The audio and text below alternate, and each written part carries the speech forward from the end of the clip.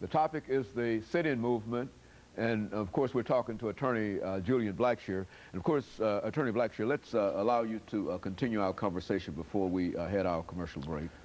Yeah, I really wanted to emphasize the importance of the fact that there were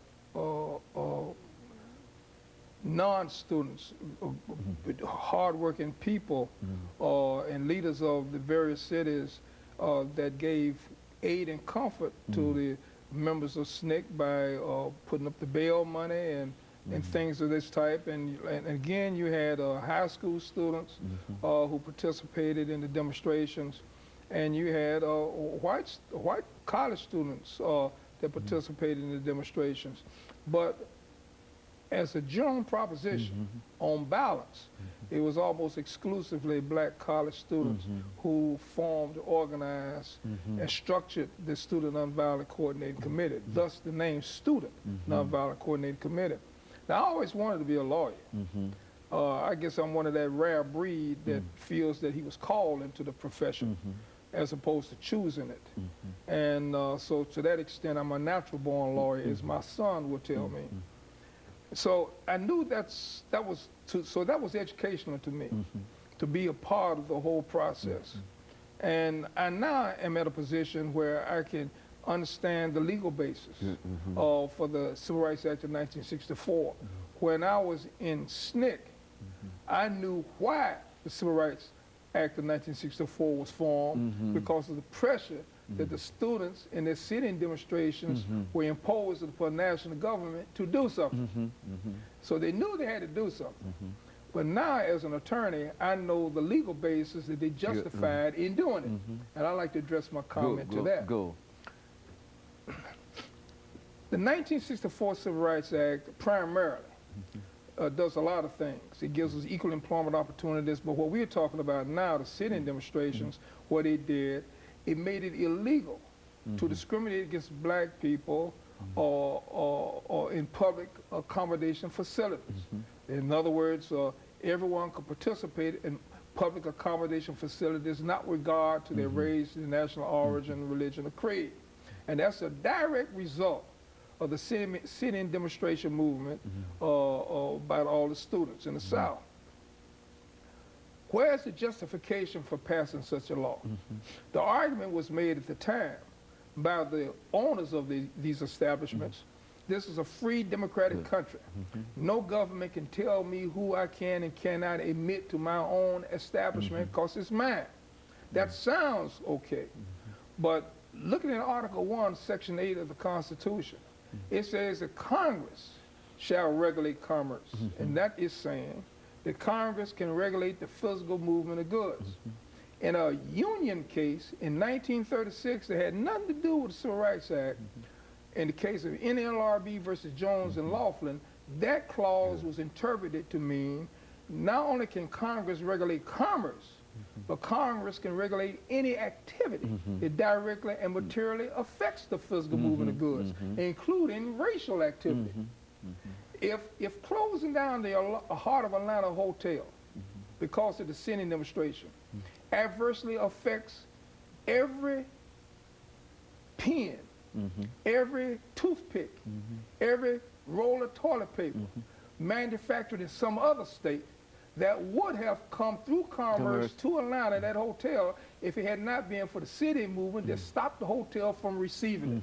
So you can see that racial activity is an activity that directly and materially affects the physical movement of goods. Now, once we establish that point, Congress now, under Article 1, Section 8, can come in and regulate that activity. They decided to regulate that activity by passing the 1964 Civil Rights Act and says that you cannot discriminate against people as it relates to public accommodation facilities. So now, I'm in a perfect position to understand why they felt it necessary to pass such a law, because SNCC was putting that kind of pressure on government to react. But now, as an attorney, I know the legal basis, the justification that was used to make such a law constitutional. It was based upon Article 1, Section 8 of the Commerce Clause. And of course, that's why the Interstate Commerce Commission became involved. Explain how Well, now, ICC is really created to regulate railroads, so it had nothing to do with that.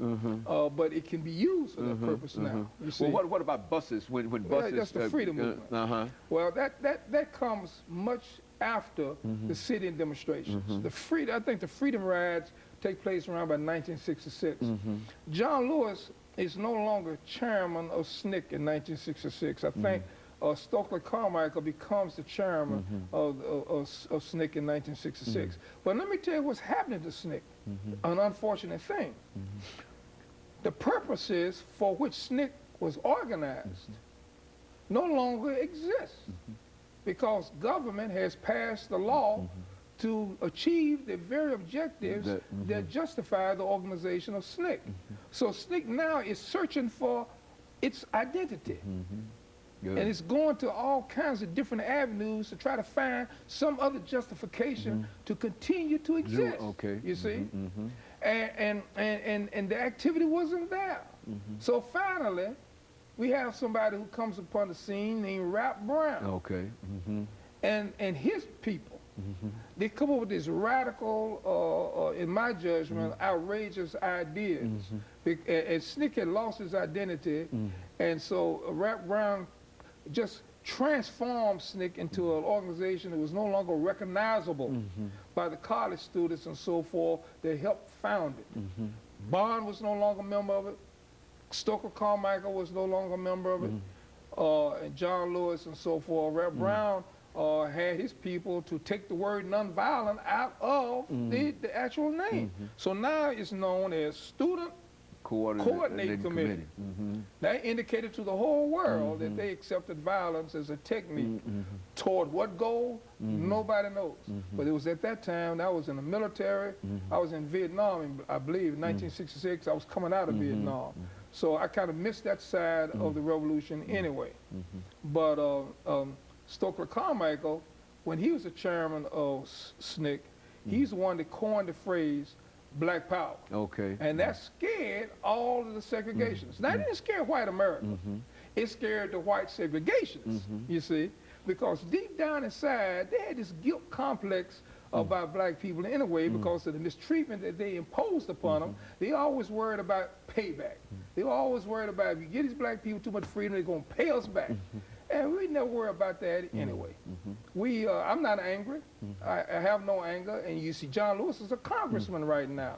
And Julian Bond, who is the son of an educator, Horace Bond, who was the president, first black president of Lincoln University Private College in Chester County, Pennsylvania. You see, so we all come out of a middle class background, and we have no anger. All we wanted to do was demand that we have the opportunity to participate in the bountiful goodness of life that this nation has afforded to everyone. The last 2 minutes, what would you say to young people today about continuing this legacy of trying to have justice done for African Americans, whether, you know, sit in or whatever? I mean, first you got to identify what is the injustice. And racism today is very subtle. And it's been furthered by our own conduct. You have to ask yourself the question as black people, what is it that we can do to improve our own ability to operate successfully in the United States of America? Are we studying like we should? Are we spending all our time talking negative things like making our women look like prostitutes and whores in these BET video musical things and so forth? Are we guilty of self-destructive behavior? And then at the same time, we demand in the world to respect us. Well, the respect is something that has to be earned. We knew that. It's not going to be given. So until such time we check our own behavior and not engage in school riots, which I think has been prominent in the newspaper recently, then we can't demand respect.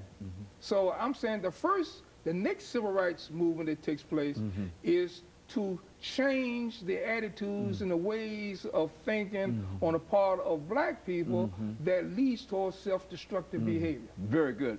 And of course, Attorney Blackshear, let me thank you over the last few seconds that we have here giving us that excellent information, and I'm sure that that is, in a real sense, a direction in which people can tie into to understand that it is a responsibility that as people of your generation, of our generation, took charge and wanted to deal with the injustices, that they too have some injustice to deal with, but first they have to work in their own houses first. Is that what you're saying?